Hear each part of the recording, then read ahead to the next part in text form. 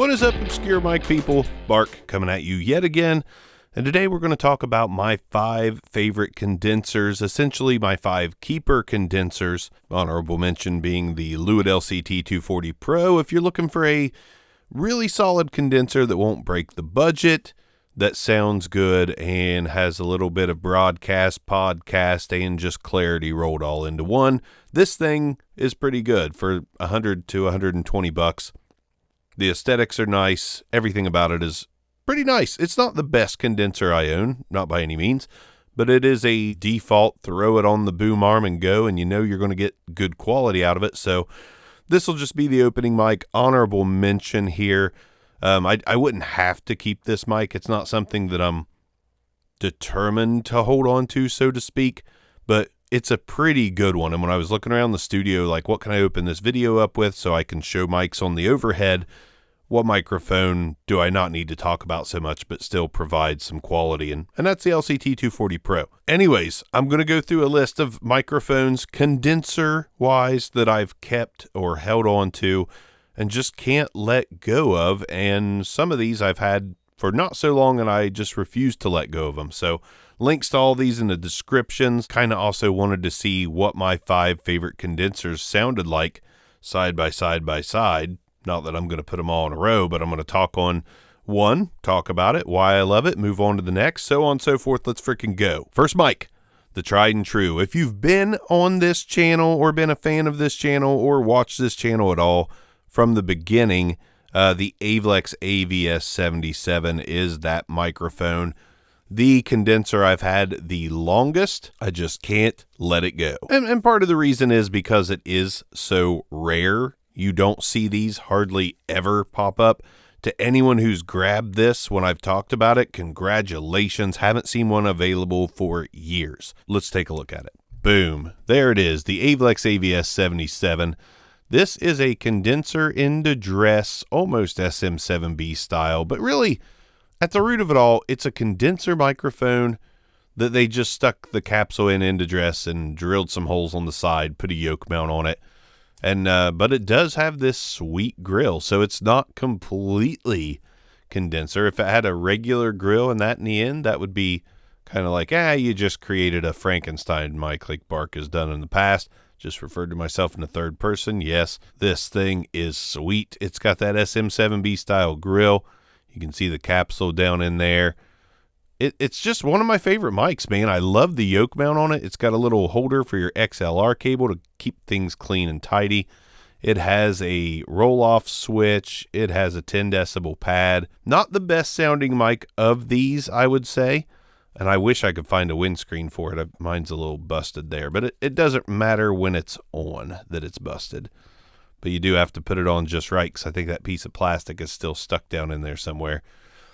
But yeah, comes with this nice oversized windscreen. This is seriously one of my favorites. It sounds good, but I mean, you're probably going to hear some of the other mics that I'm getting ready to talk about, and you're going to be like, you know, it doesn't sound as good as those. So let's hook it up, give you the flavor. That's what she might have said. Okay, so now I'm talking on the AVLX AVS77. This is what it sounds like. This is what it looks like boomed up. So the reasons I like this mic, again, rare, but the sound quality is pretty good. It's not stellar. It's not going to like just reach out and grab you and pull you in and say this is the best mic of all time, but it's really, really solid. I think it sounds good on my voice. I've always been a fan of pretty much every AVLX mic I've tried, and I even have another one in the studio I haven't even done a review on. I've had it for like 2 or 3 years. If you had any idea how many mics were sitting here waiting to get reviewed, especially of the obscure variety, but I keep getting stuff in, and that takes priority. But I have been wanting to switch it up. I'm wanting to like slow down on what comes in and get to what I've got. Anyways, few quick tests. Peter Piper picked a peck of pickled pineapple pizza. Peter Piper picked a peck of pickled pineapple pizza. Does a great job with plosives because of that grill, because of that screen. And when you get right up on top of it, proximity effect is not overpowering. It doesn't overtake you. Just a great mic. One of my favorites. I'll never get rid of it. I hope it never dies, because if it does, I'll cry. Sadly, you can't get this one anywhere, so I can't link it, and it's more of a tease, but Wanted to start out with the mic I have owned the longest as far as condensers go. This would be the one. Let's move on to the next mic, which is the Audio-Technica U873R. Have not had this one for very long, actually. Very small. Could almost use it as an eyelash accessory or a nose extension, or maybe just a really cool chin mic if I had a 5/8. Maybe I should get like body modification done. Get a 5/8 threading right there. Put that there, you know, angled up, do interviews. But this one, like you saw, is small. Little, black, different. It's in fantastic shape. You can still find these, or you can find the older version, which has the same capsule and everything. I believe it just lacks the filter switches. I can't remember the name of that one off the top of my head, but I'll put it in the description. This is a small electric condenser microphone. It's hypercardioid, made in Japan. This thing is an absolute banger for being such a small, little microphone. And now you're hearing the U873R, and this is what it sounds like. Really nice, warm sound out of something so minuscule. Love this microphone. Don't exactly love the way it looks on camera, but if you want that minimalistic look on camera, this will do it for you. To me, this is like the perfect condenser travel mic. Like, throw this in a bag. Doesn't take up any space. Sounds fantastic, in my opinion. Like a nice warm blanket over my dirty, dirty mouth. Plosives, Peter Piper picked a peck of pickled pineapple pizza. The windscreen comes with it, so I'm going to leave it on. Peter Piper picked a peck of pickled pineapple pizza, and when you get right on top of it, I just about stuck this whole thing in my mouth. Weird. But when you get right on top of it, this is what it sounds like when you're right on top of the mic. I'm not going to, well, I'll go off-axis rejection on this one. Cardioid, AVLX, I didn't do it. Whatever. You can't find one. You can't buy it anyway. So just calm down. But this hypercardioid is going to cut like a knife, says Brian Adams. Yeah, it cuts like a knife. Yeah, you can't hardly hear anything around there. Yeah, this is a banger. I got this for like $50, and for $50, the sound is just incredible. Let's move on. In my opinion, this is where the big guns start to come out. Condensers that have that wide, huge, bold sound. To me, these next three mics just really bring everything to the table. And the first one is the SE4100. My favorite shock mount, my favorite build quality. This is another one that I just recently reviewed, and I was just kind of blown away by this microphone. It is fantastic. It is portable if you really want to, you know, travel with this thing without the shock mount. You could slip this in the side of a bag. Be a little dangerous. I don't know if I'd want to do that. I'd at least want like a bag for it, but SE4100, absolute banger of a microphone. And like I said, the build quality, everything about it, it's like an inch deep, is what she said. It's just really not going to hurt you. It's so nice. Shock mount's great. Everything about it is great. It's got your 10 and 20 decibel pad, negative 10 and 20. You got a multi-roll-off switch. This thing is just an absolute beast, not only for the money, but just in general. SE makes banger microphones. And now you're hearing SE4100. My God, every time I throw this thing on, I am just blown away at how freaking good it sounds. This is up there, man. These last three microphones, I don't know which of these is my favorite. I think that I know which one is my favorite, and I'm saving it for last. You probably know if you watch this channel a lot. But my God, this thing is just so sweet for the money. It might be one of those things like you get one condenser mic. One. Would this be the one? Man, I don't know. Peter Piper picked a peck. The plosives are really rough. That's one thing that does kill me about this, but this is the kind of microphone that you do want to use a pop filter with. Beggars can't be choosers. Where's that Lauten? This windscreen seems like it would be a good candidate here. And it is. Peter Piper picked a peck of pickled pineapple pizza. Peter Piper picked a peck of pickled pineapple pizza. Off axis, you know, put it at the corner of your mouth. Throw a windscreen on it. Apparently the one from the LCT 240 Pro works really well. And then you're going to get a tiny bit of tamed top end. Tiny, tiny, tiny bit. But you're also going to get a little plosive rejection as well. So Little windscreen, good to go. I just hate to cover it up because it's so damn beautiful. Let's move on to the next one, because this, we don't need to hear anything else. This thing is fantastic. 9, 14, 22, Omaha. Oh, wait. Oma, not Omaha, just Oma. The ha is not there. It's not a funny or laughing matter. The ha is not there. It's just Oma. Jeez. And this microphone is just freaking gorgeous, man. It comes with a guitar pick, so you can play guitar while you're talking into this microphone or into this microphone. It's not really a guitar pick. It's actually a, oh, dropped it. Omaha. It's actually to take these plates off, because you got interchangeable plates, and all of those plates do give you a little different flavor of sound. But man, this thing is just a banger. Look at the beauty, the design. Absolutely love this microphone. This thing is the most expensive on the list so far, coming in at $699, I believe. Not a cheap one by any means, but you're getting something that you don't get in everyday microphones. And that is a capsule that has been revived from the past. This is a very, very special capsule. I don't remember all the details, and I really don't care to talk about it. Go look at the OMA website.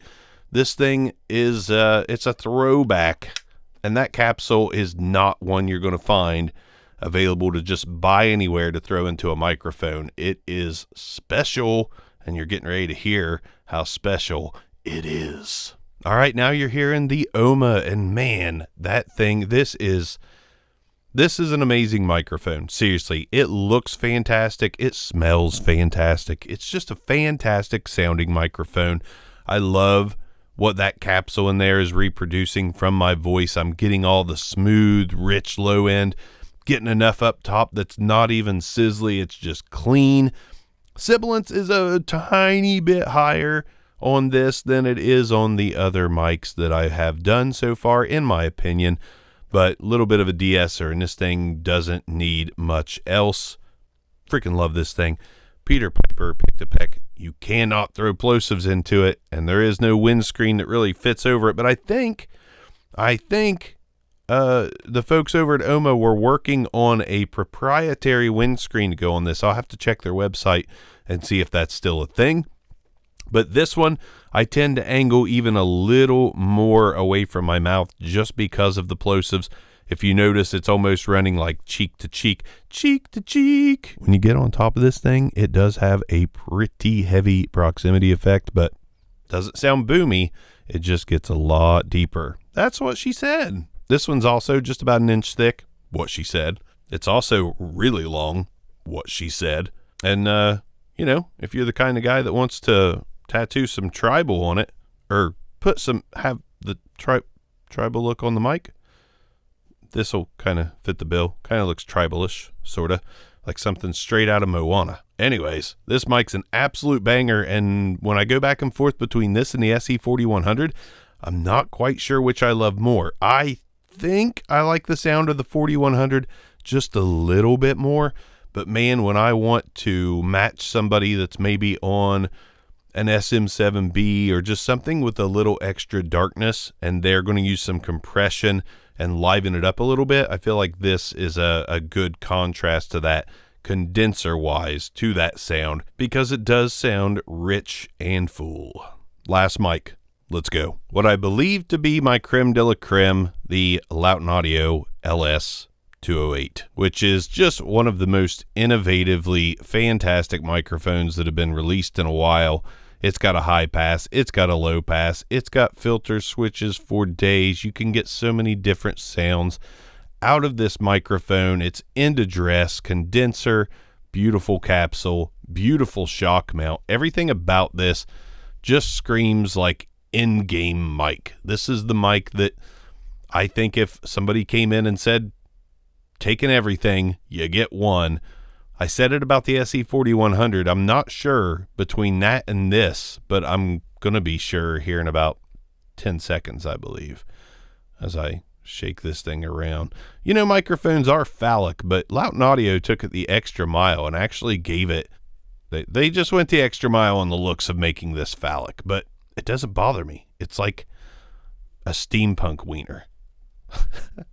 And now you got the LS208 set in my favorite mode with the high pass, low pass, all that stuff. This is the sound I like on my voice from this microphone. And man, this is just an absolute banger, just like the others. I don't know which is my favorite. I feel like the SE4100 sounds more open, a little more wide. But this thing just sounds so damn smooth and so damn good for podcasting, broadcasting, and just about anything else. You just have to adjust your switches accordingly to get the sound out of it that you want. But my God, this is a fantastic one. And if you look around the audio community on YouTube, you're going to see a lot of folks using this microphone quite regularly. First name that comes to become Randy Rector. That's the first name that came to my mind because he uses it quite profusely on his videos, which are really good videos. But yeah, he uses this. Bronson uses this. So many people use this microphone as their main mic. When it came out, when they got their hands on it, that was it. They were like, this is the one.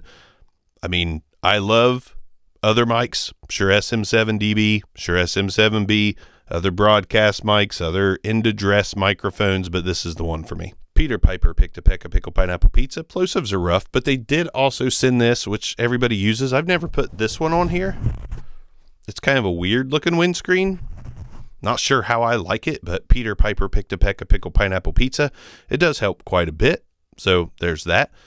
I guess I'll leave it on for the time being, but you get right on top of this thing. This is what it sounds like, at least in the mode I've got it in. I just have it in flat mode.